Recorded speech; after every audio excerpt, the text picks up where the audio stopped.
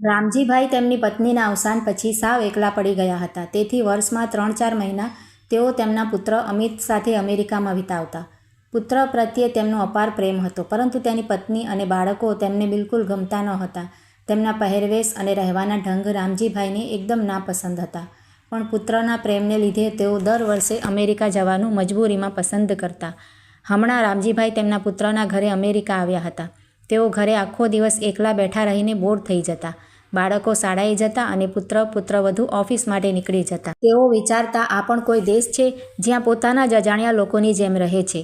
બાળકોમાં સંસ્કાર પણ નથી અને પોતાનાઓ પ્રત્યે કોઈ લાગણી પણ નથી. આ નાલાયક અમિતને કેટલી વાર કહ્યું કે ગામે જઈએ, ત્યાં રહીશું તો 4 દિવસમાં બધાને સંસ્કારી બનાવી દઈશ, પણ મારી કોણ સાંભળે હવે? આ બધું વિચારતા હતા ત્યારે જ અચાનક દરવાજાની બેલ વાગી. જ્યારે તેઓ દરવાજે ગયા ત્યારે સામે ઘર સાફ સફાઈ અને રસોઈ બનાવનારી શાંતિ ઊભી હતી. તે પણ એક ભારતીય સ્ત્રી હતી અને ઘણા વર્ષોથી અમેરિકામાં રહેતી હતી. તેનો પુત્ર તેને અમેરિકા લઈ આવ્યો હતો, પણ ગંભીર બીમારીના કારણે તેના પુત્રનું અવસાન થઈ ગયું. પુત્રવધુ અમેરિકન હતી, તેથી તેણીએ શાંતિને ઘર બહાર કાઢી દીધી. હવે તે પોતાનું ગુજરાન ચલાવવા માટે અમેરિકામાં રહેતા ભારતીય પરિવારોના ઘરોમાં સાફ સફાઈ અને રસોઈ બનાવવાનું કામ કરતી. અમિતના ઘરમાં તે છેલ્લા 2 વર્ષથી કામ કરતી હતી. જ્યારે શાંતિ કામ કરવા આવતી ત્યારે રામજીભાઈનો સમય પણ સારી રીતે પસાર થઈ જતો. એક દિવસ રામજીભાઈએ તેને પૂછ્યું, શાંતિ, તારા પુત્રના અવસાન પછી તું ભારત પાછી કેમ ના ગઈ?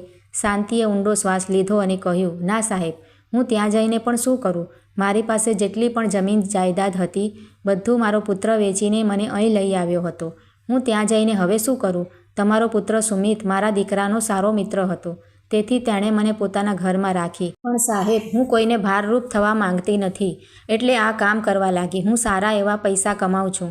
સુમિતની ઓફિસમાં જેટલા પણ ભારતીય છે, હું બધાના ઘરોમાં કામ કરવા જાઉં છું.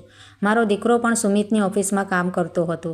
આ બોલતા બોલતા શાંતિની આંખો ભરાઈ ગઈ અને તે ઉઠીને પોતાના કામમાં લાગી ગઈ. રામજીભાઈ તેની વાત સાંભળીને ગભરાઈ ગયા અને વિચારવા લાગ્યા, હું મારી જમીન જાયદાદ કદીએ વેચીશ નહીં. હવે સમજાયું કે સુમિત કેમ વારંવાર કહે છે કે બધું વેચીને હંમેશા માટે અહીં આવી જાઓ. શાંતિ પોતાના કામમાં વ્યસ્ત થઈ ગઈ અને રામજીભાઈ પોતાની ઉલઝનમાં.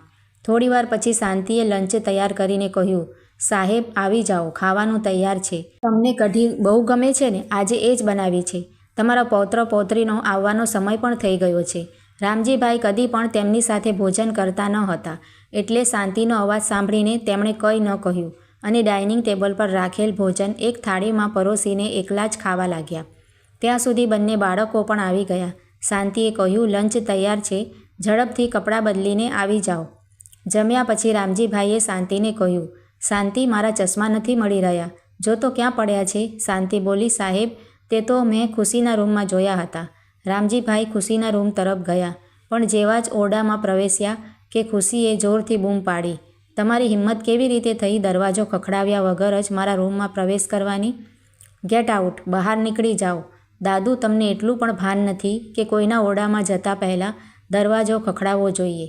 ખુશી એટલી ઊંચા અવાજે બોલતી હતી કે શાંતિ અને મયંક પણ ત્યાં પહોંચી ગયા. રામજીભાઈની આંખોમાંથી આંસુ છલકાઈ ગયા. તેમણે ધીમેથી કહ્યું, સોરી બેટા, મને ખબર નહોતી કે તારા રૂમમાં દરવાજો ખખડાવ્યા વિના પ્રવેશી નહીં શકાય. માફ કરજે, આગળથી ધ્યાન રાખીશ. આમ કહીને રામજીભાઈ ચશ્મા લીધા વગર જ ખુશીના રૂમમાંથી ધીમા પગલે નીકળી ગયા.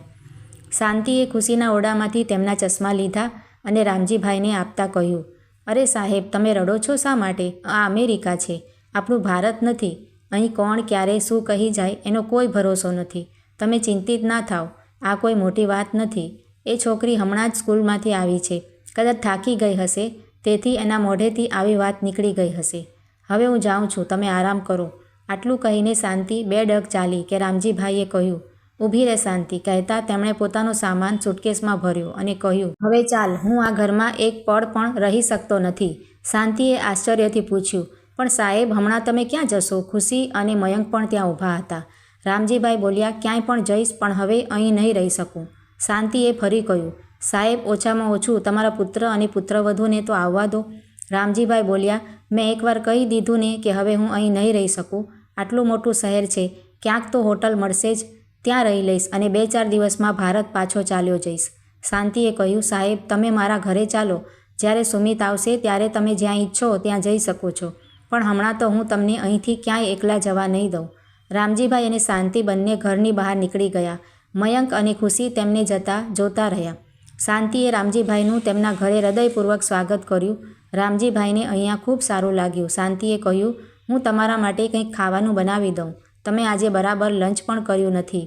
આમ કહીને તે કિચન તરફ ચાલી ગઈ અને રામજીભાઈ કંઈ ઊંડી વિચારધારામાં ખોવાઈ ગયા. આ બાજુ સાંજે જ્યારે સુમિત અને તેની પત્ની ઘરે પરત ફર્યા ત્યારે તેમની પુત્રી ખુશીએ તેના દાદા વિરુદ્ધ એવું કહ્યું કે દાદાનો શાંતિ સાથે પ્રેમ સંબંધ છે, એટલે તે આપણું ઘર છોડીને તેની સાથે ભાગી ગયા છે. આ સાંભળીને સુમિત ખૂબ ગુસ્સે થયો અને ખુશી પર હાથ ઉઠાવવાની કોશિશ કરી, પણ તેની પત્ની વચ્ચે આવી અને તેનો હાથ પકડી લીધો. તેણે કહ્યું, પહેલાં તને તારા પિતાનો વાંક દેખાતો નથી અને હવે મારા બાળકોને મારવા આવ્યો છે. મારો દીકરો અને દીકરી કદી પણ ખોટું બોલતા નથી. હવે સુમિત માટે કંઈ પણ બોલવું મુશ્કેલ હતું, કારણ કે તેની પત્ની અને બાળકો બધા તેના વિરુદ્ધ થઈ ગયા હતા. સાંજે જ્યારે શાંતિ સુમિતના ઘરે રસોઈ બનાવવા જવા માટે તૈયાર થઈ રહી હતી ત્યારે રામજીભાઈએ તેને જતાં રોકી અને કહ્યું, આજથી તું કોઈના ઘરે કામ કરવા નહીં જઈશ. શું જરૂર છે તને બીજાના ઘરોમાં કામ કરવાની? સમજ્યું કે તું મારી સાથે મારા ગામ જઈ શકે નહીં, પણ હું તો મારી નાની બહેન શાંતિના ઘરે રહી શકું ને. તારો ભાઈ જીવતો હોવા છતાં તને ક્યાંય કોઈ કામ કરવાની જરૂર નથી. હું કંઈક નાનું મોટું કામ જોઈ લઈશ, જેનાથી આપણે બંને ભાઈ બહેન સરળતાથી જીવન જીવી લઈશું. આ સાંભળીને શાંતિની આંખોમાં આંસુ છલકાઈ ગયા. તેણે રડતા રડતા કહ્યું, મારો તો કોઈ ભાઈ નહોતો, પણ ઈશ્વરે 7 સમંદર પારથી લાવીને મને એક મોટો ભાઈ આપી દીધો. આટલું કહીને શાંતિ પોતાના ભાઈના ગળે લાગી અને ફફડાટ ભરી રડવા લાગી. ત્યારે જ સુમિત ત્યાં આવી ગયો હતો. તેણે તેના પિતાને શાંતિ સાથે ભાવનાત્મક રીતે જોડાયેલા જોયા અને કંઈ પણ વિચાર્યા વગર ત્યાંથી ચાલ્યો ગયો. સુમિતને હવે કંઈ સમજાતું નહોતું કે બાળકો જે કહી રહ્યા છે, શું હું તેને ખોટું સમજું કે હમણાં જ મેં પોતાની આંખોથી જોયું તેને સાચું માનું? થોડી વારમાં શાંતિનો ફોન વાગ્યો. જોયું તો સુમિતનો જ ફોન હતો. હા સુમિત બેટા, કેમ છે? શાંતિએ પૂછ્યું.